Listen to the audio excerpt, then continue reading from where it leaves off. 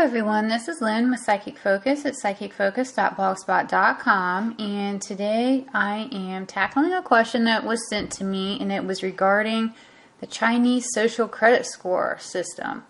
And the question is, Lynn, what's going on in China? I recently heard of a system they're using called a social credit score.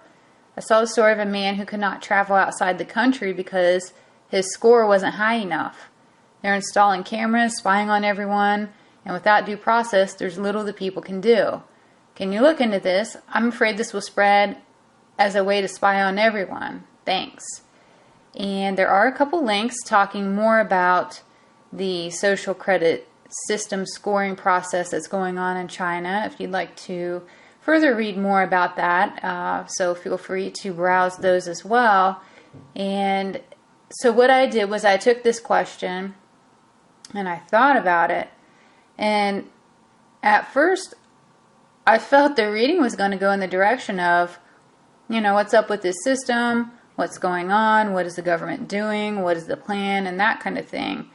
But when I really tuned into it, it was more like I saw all of these social groups emerging within China as a result of this system. And the first group, which seems like the majority, the people are rather submissive and they go along with it. They are afraid to challenge anything because there's really little they can do to challenge it, and so they allow it to happen and they try to be good citizens and play the game and play along so they don't lose their rights. They want to feel like if they want to travel somewhere or do something or send their child even to a certain school, that they're allowed to do it, because the backlash of being outspoken, making a wrong comment on social media, behaving in a way that they deem as inappropriate, there are consequences, and it really limits your lifestyle and your livelihood. And so people are really afraid of this, so they do what they can to make sure they behave and not act out in any way that there's backlash for it. And when I was tuning into these people and the passiveness tied to it, one of the things I realized was when parents are this way and they behave this way, they teach their children to behave this way too, which looks like the goal of the Chinese government to set a set of standards that people will abide by. And because they do so, many times they teach your children to realize it, and they become numb to it, and they're desensitized to the fact of what is going on, and it just becomes life. You have this controlling government, and then you live and try to behave in a way that's approvable because you don't want to have anything happen to you. And the other thing that came to me was I heard this phrase to always remember the root words of government. Government means control, the governed part of government, and the ment part is mental in the mind. So this is really a mind control tactic more than ever by the Chinese government to force people to behave a way that they want them to behave and not be an individual or have any kind of free thought of their own. Then there was a second group of people who don't necessarily live in fear, but they're not rebellious either. But maybe they make a comment or have an opinion, not even really even meaning anything by it, not trying to challenge the system or be outspoken, but just living life and not maybe filtering every action that they make, just trying to exist peacefully. But nonetheless, they do something offensive, and the next thing they know, they go to buy a house or get a loan or travel or do any of these things, and they're blocked.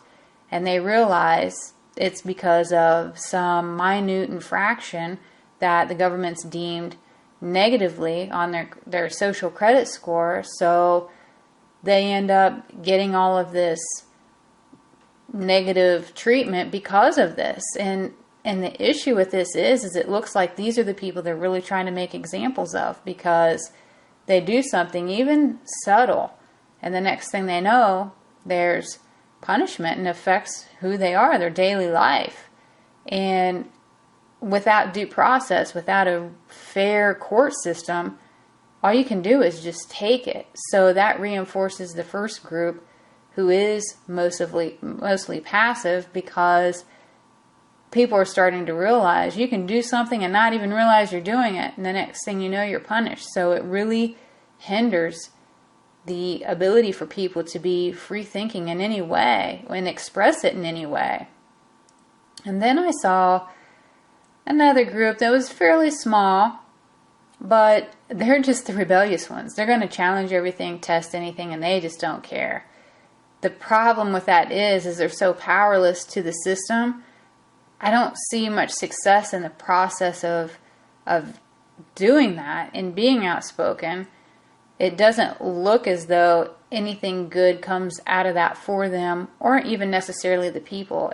Those are the ones the government views as expendable because they are bad for society, or they are, for lack of a better phrase, a loose cannon. So the government needs to keep them under control.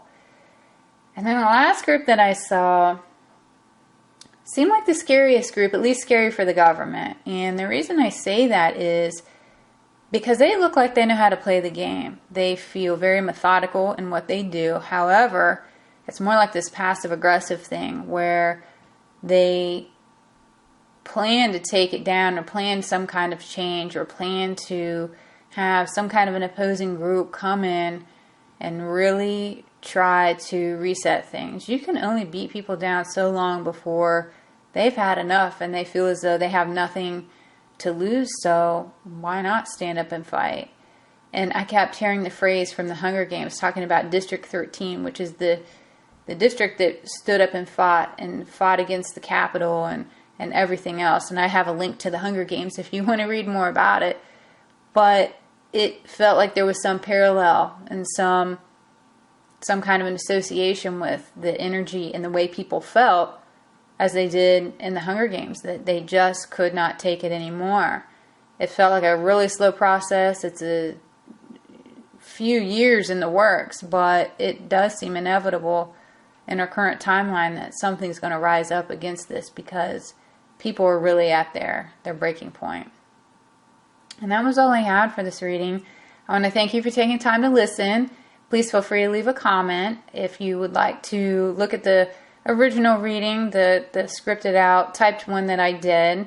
I'll leave a link to it on my blog, or rather, I'll leave a link to the blog under the video in the comments section. And if you'd like to further support the blog or this YouTube channel, please visit me on Patreon. I'll leave a link to that as well. And again, I thank you. And this is Lynn with Psychic Focus at psychicfocus.blogspot.com. Bye.